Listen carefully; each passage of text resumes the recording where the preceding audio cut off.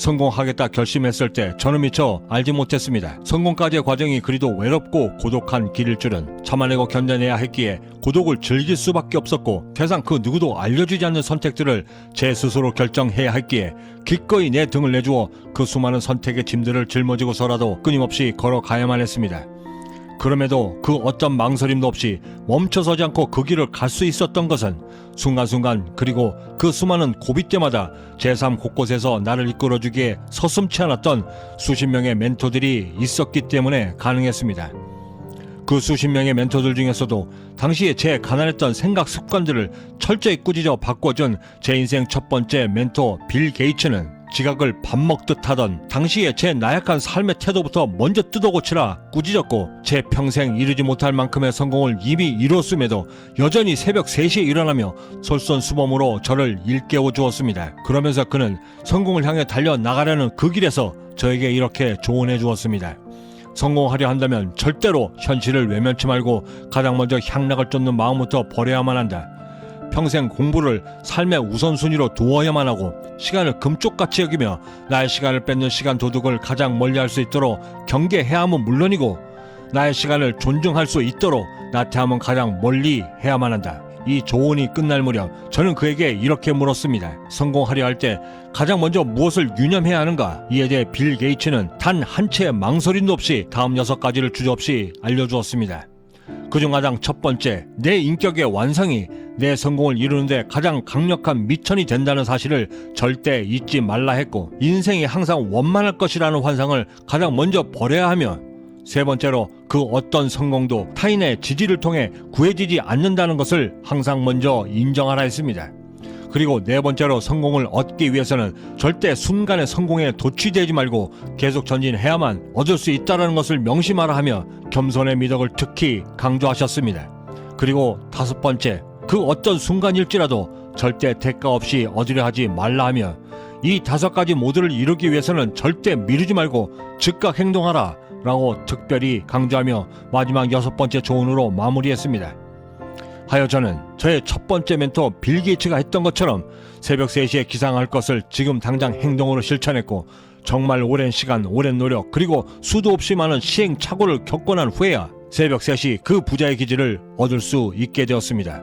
비로소 저는 독일의 격언 새벽 시간은 내 입에 금을 물어다 준다 라는 말을 직접 체험할 수 있게 되었고 이를 통해 저는 보다 빨리 경제적 자유의 길에 들어설 수 있게 되었습니다. 그 다음으로 제게 찾아왔던 두 번째 인생 멘토는 나는 내일을 기다리지 않는다 라는 책을 통해 찾아와 주었던 강수진 멘토였습니다. 강수진 멘토는 제게 삶을 살아가며 두려움을 어떻게 극복해야 하는지, 오늘을 어떻게 살아가야 하는지, 30대를 바라보는 늦은 나이에 성공을 꿈꿨을 때 제가 가졌던 그 조급한 마음들을 어떻게 다스려야 하는지를 다음 3가지로 이끌어 주었습니다. 그중 가장 첫 번째, 제가 가졌던 조급증에 대해서는 이렇게 조언해 주었습니다. 이미 늦었다라고 생각하며 시도조차 하지 않는다면 그 인생의 끝은 분명합니다.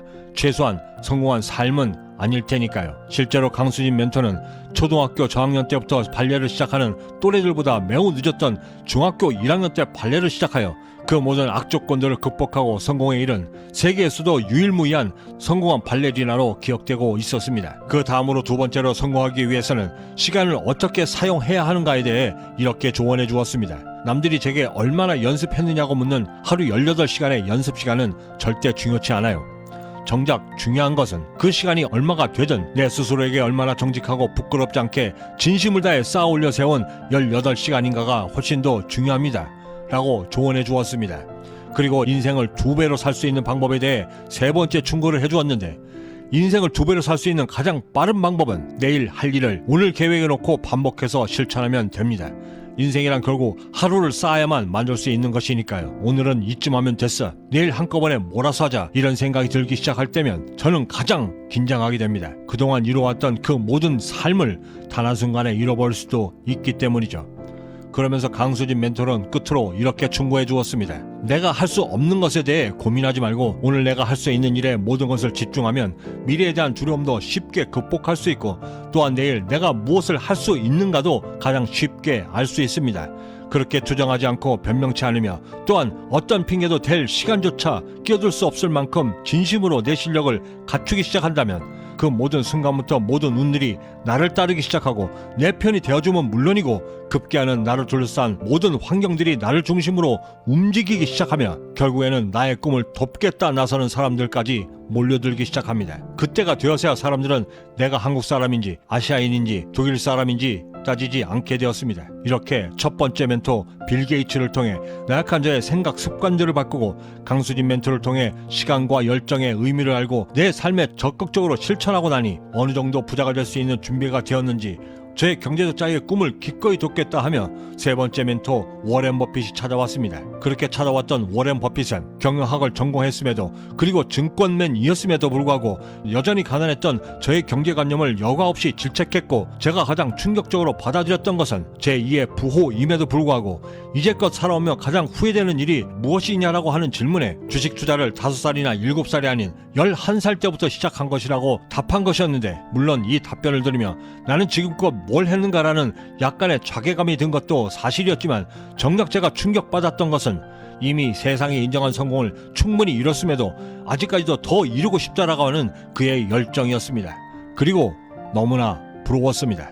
그럼 워렌 버핏은 제 가장 나약했던 부자가 되기 위한 경제관념을 신랄하게 지적하며 다음 세 가지로 멘토링해 주었습니다. 그중 가장 첫 번째 충고는 가장 따끔했는데 잠자는 동안에도 돈이 들어오는 방법을 찾지 못한다면 당신은 죽을 때까지 일만 해야 할 것이다. 이 말을 통해 실제로 저는 당시까지의 제 삶 전체를 둘러보며 내가 잠든 사이에도 돈을 벌 수 있는 방법이 무엇이며 어떻게 해야 그 방법들을 찾아 나설 수 있는가를 골똘하게 고민하게 되었고 끝내는 그 꿈을 이룰 수 있게 되었습니다. 워렌 버핏의 두 번째 귀한 충고는 타고 있는 배가 항상 샌다는 것을 알게 되면 그 구멍들을 막느니 차라리 배를 바꿔 타는 것이 더 생산적이다 라고 충고해 주었는데 사업을 하며 선택과 집중도 물론 중요하지만 동시에 가라앉는 배인지를 빠르게 선별할 수 있도록 판단의 능력 또한 매우 중요하다 가르쳐 주었습니다. 또한 워렌 버핏은 세상에서 가장 큰 위험이란 언제나 내 자신이 무엇을 해야 하는지를 모를 때 어김없이 찾아온다 하였는데 무지의 대가가 지옥과 같고 내 인생을 파멸로 이끈다라는 말을 뼈저리게 느낄 수 있도록 해주었습니다. 마지막 세 번째 워렌 버핏이 제가 알려준 삶의 지혜는 정직은 아주 비싼 재능이고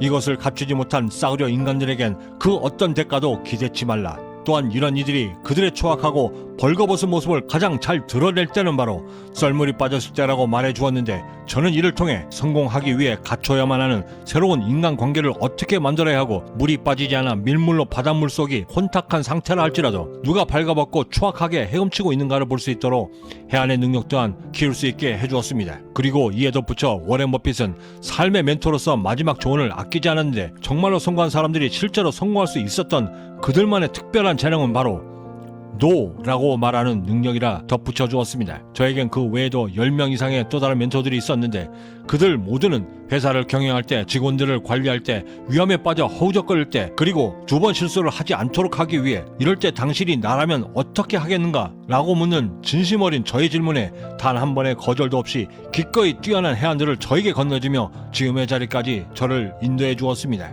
내 삶의 멘토들을 받아들일 수 있는 최적의 조건은 가장 먼저 나의 마음을 먼저 기꺼이 그들에게 내보이는 것입니다. 이것은 겸손함을 넘어 세상을 받아들이기에 진심이어야만 가능할 수 있습니다. 천재와 바보와의 차이. 고등학교 졸업식 날 정년을 앞두신 담임 선생님께서 저희를 향해 던지신 마지막 질문이셨습니다. 어리둥절해하는 저희를 향해 선생님은 이렇게 말씀해 주셨습니다. 바보는 제 아무리 똑똑한 천재가 자신 앞에 있다 하더라도 절대 배우려 하지 않는 자들이고 반대로 천재는 제 아무리 무능한 바보라 할지라도 그 사람에게서 단 한 가지라도 배우려 노력하는 사람들이다. 앞으로 너희가 사회에 나가 살면서 수많은 일들을 겪게 될 텐데 그때마다 이 천재와 바보의 차이를 꼭 기억해 주었으면 한다 라고 말씀하시며 마지막 강단을 내려가셨습니다. 우리의 삶의 멘토를 받아들여 성공에 이르려 할 때 우리에게 가장 필요한 마음이 아닌가 싶습니다. 새로운 아침을 시작하는 이 아침에 싸늘한 콘크리트에서 피어나는 작은 잡초에서라도 배움을 감히 청할 수 있는 오늘이 되길 진심으로 바라봅니다. 내일 역시도 부자 기질을 갖추기 위한 네 번째 시간이 이어집니다. 구독과 좋아요 그리고 알림 설정을 이용하시면 부자 기질을 만들어 성공에 한 걸음 더 가까워질 수 있는 성공 영감을 빠뜨리지 않고 받아보실 수 있고 남들과 다른 성공의 하루를 만드시는데 도움이 되실 수 있으리라 감히 생각해봅니다. 마지막으로 앵무새 죽이기의 책 한 대목을 소개해드리며 마칠까 합니다. 저는 여기서 먼저 인사드려야 할 것 같습니다. 그 어디에 계시든 성공에 한 걸음 더 다가서시는 하루가 되시길 진심으로 바라고, 저는 내일 아침에도 따뜻한 커피 한 잔과 성공 영감을 들고 다시 찾아뵙겠습니다. 지금까지 경제적 자유민이었습니다. 감사합니다. 수백 년 동안 졌다고 해서 시작하기도 전에 이기려는 노력조차 하지 말아야 할 이유는 그 어디에도 없었다. 노력의 시도조차 하지 말아야 한다는 까닭도 여전히 나는 찾지 못하고 있다. 지금껏